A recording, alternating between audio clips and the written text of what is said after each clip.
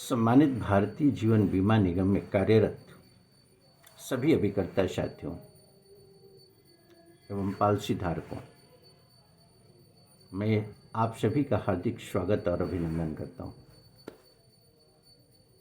जैसा कि आप सभी जानते हैं, मैं एस.एल. ठाकुर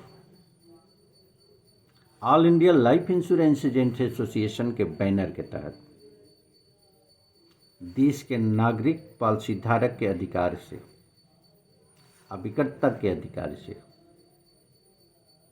संस्था, पॉलिसी धारक और अभिकर्ता हितों में संगठनात्मक औचित्य को चरितार्थ करते हुए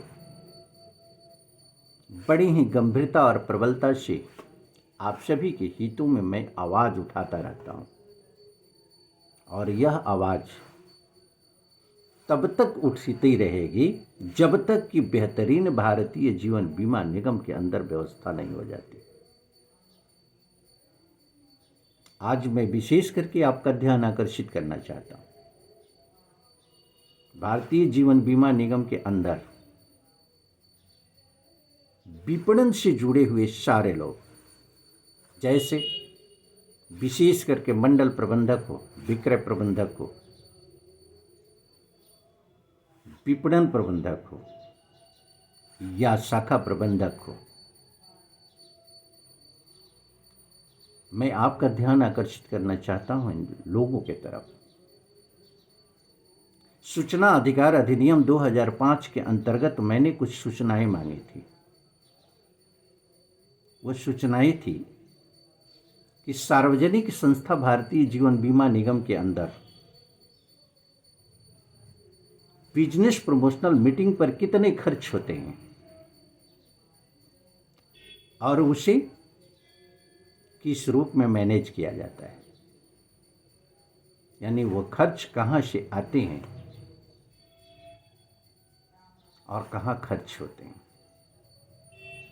ये सच्चाई है कि सूचना अधिकार अधिनियम 2005 के अंतर्गत सरकारी संस्थाएं चाहे जो भी हो, उन संस्थाओं के अंतर्गत पारदर्शिता लाने के दृष्टिकोण से, भ्रष्टाचार पर नियंत्रण के दृष्टिकोण से, अन्याय के दृष्टिकोण से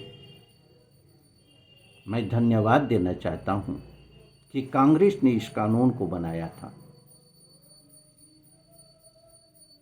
आज सूचना अधिकार अधिनियम 2005 के अंतर्गत जब सूचनाएं मांगी जाती है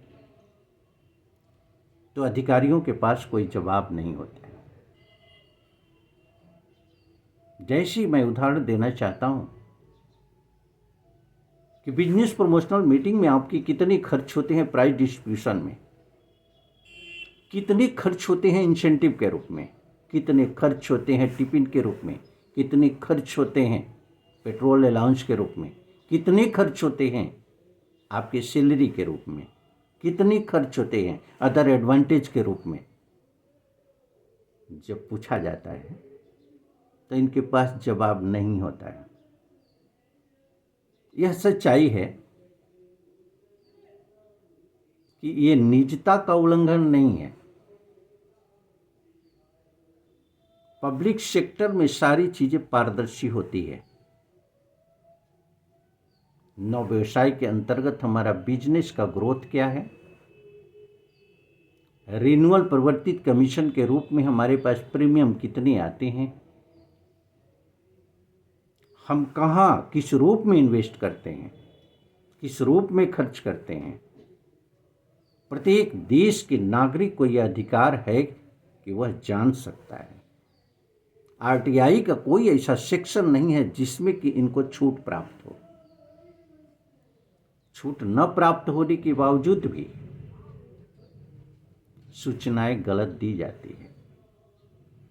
गलत सूचना के अधिकार, गलत सूचना के आधार पर प्रथम अपील में जब जाता है आदमी तो वहां भी सूचनाएं गलत होती है।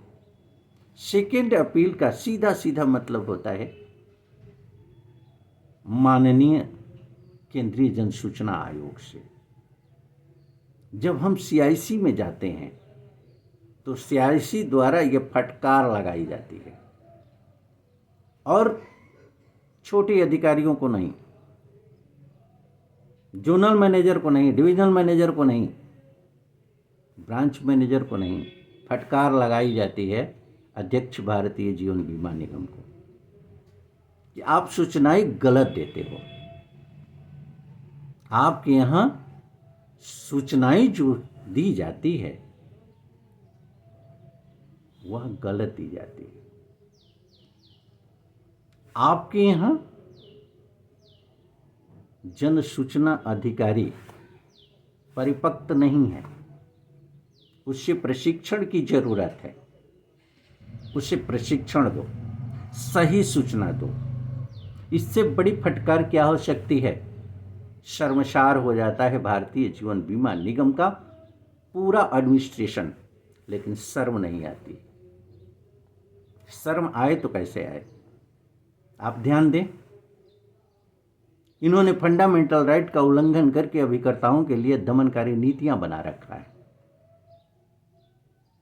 इस पर जवाब क्या देंगे? जब फंडामेंटल राइट का उल्लंघन करके विधि का निर्माण नहीं हो सकता, तुम्हारी नियमावली कैसे बन सकती है?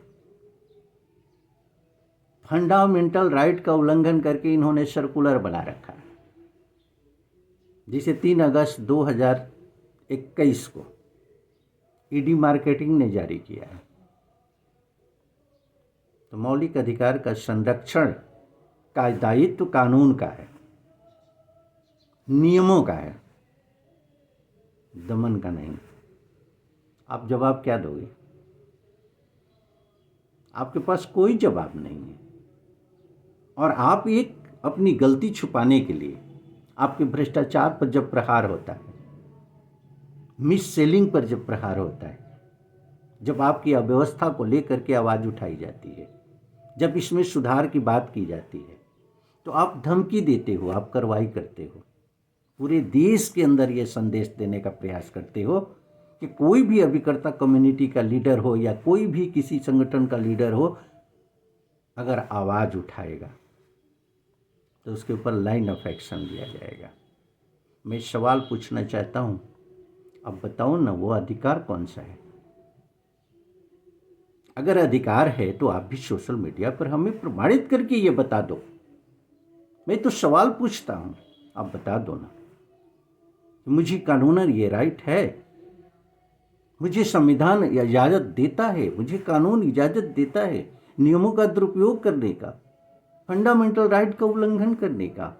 वो हमारी ये धारा है, ये उपधारा है, जिसके अंतर्गत हमने जो कृत कार्रवाई किया है वो संविधान और कानून के दायरे में किया है। क्यों नहीं अपने पक्ष को रख देते? अगर नहीं रख सकते अपने पक्ष को तो अपनी गलती में सुधार तो ला दो।